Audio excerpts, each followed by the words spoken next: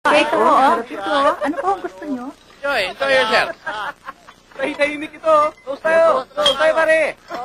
Oh, pare, dapat ang apo natin, puro junior at sunod-sunod, ha?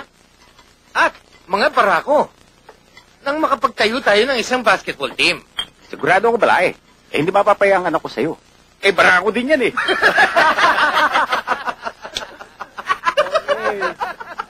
Oh, Julio, minum ka lang. Akala ko ba, pamalikan to. Ba't naging inuman? Pare, huwag mong lolokohin tong kapatid ko, ha? Pag niloko mo, papatayin ka namin! Eh, okay naman to si Julio, eh. Di ba? Pare, minsan sumama ka sa amin, ha? Labas tayo. Mag-chicks tayo. Meron akong alam na bagong bukas na massage parlor dun sa Lucena. Tumigil kayo dyan. Pipimonihin niyo ba si Julio? Kaya bata niyan? Eh, paano natin mapapatunayan kung tunay na lalaki siya o hindi? Eh, ayoko naman magkaroon ng manugang na lalampa-lampa. Sa halip na ipagtanggol niya si Sonia, baka si Sonia pa magtanggol sa kanya. Oo nga pala, Julio. Tapos si Sonia, nakailang girlfriend ka na ba?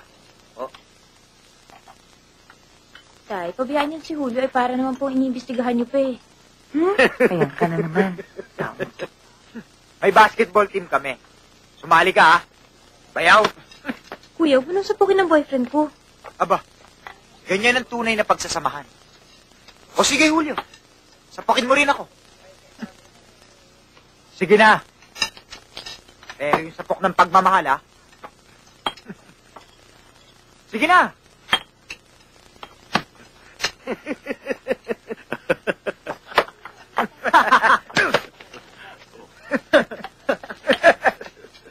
Okay ka, pare.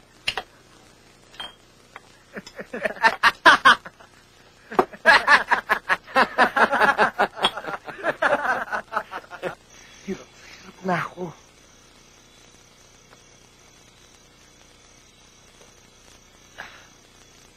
Para akong natatrap eh.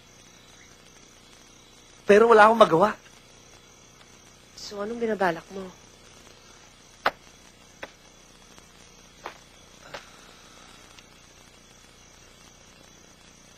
Papatuloy ko pa rin. Ano? Gusto ko pa rin tuloy ang kasal.